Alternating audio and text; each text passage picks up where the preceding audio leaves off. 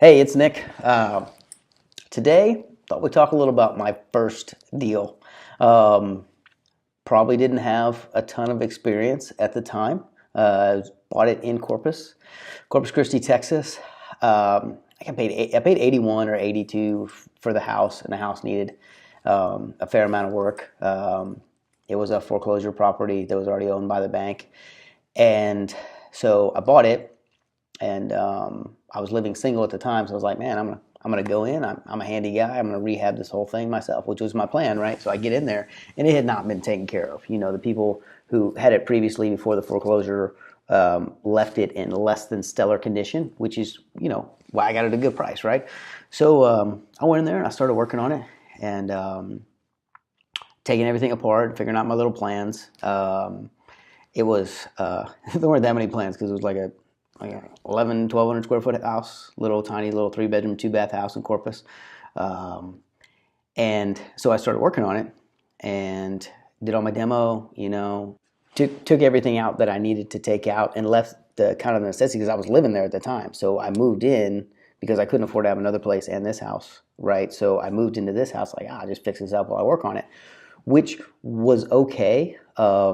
When I was living there by myself, but basically demoed everything out. Everything was trashed. Like all the doors had holes kicked in them, and the doors were ripped off, right? So my wife comes down, like after I'd already started, I've been there for a little while, and she moves down to come in, and she moves in, and there's no doors, and I didn't even think about it, right? And she was like, I'm gonna need at least one door.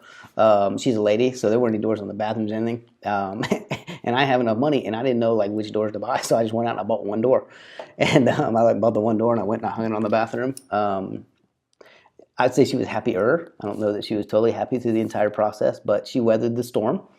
And bit by bit, after the door, then I fixed the master bedroom, which was a big part of the house because it wasn't a very big house. And I fixed the master bedroom, and then I did the master bath, and then I just kind of worked my way like room by room. I would go to work, and then I would come back and I would work on this house.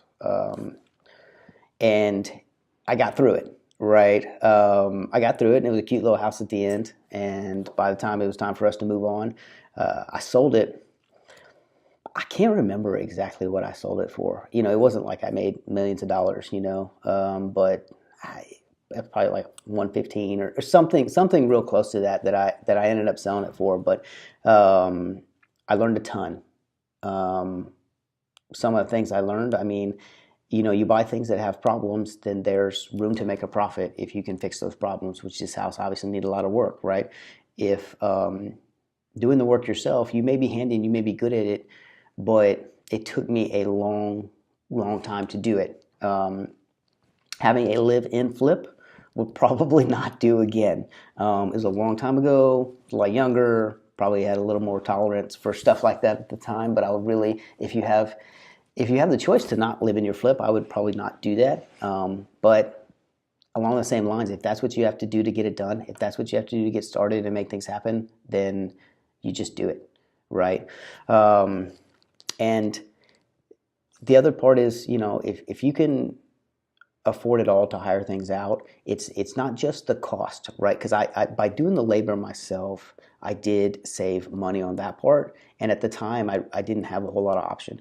But once you have the option to pay someone, most of the time they're better at the work than you and they're faster, right? And so let's say you're starting, you got a day job, so you got to go to work all day. Well, then you pay somebody else because they can work on your project, your investment the whole time, which you really want to balance that out, especially if you're thinking you want to flip a house. One of your big costs is going to be your holding cost, right? Well, I want to do the work myself, so I save on this labor.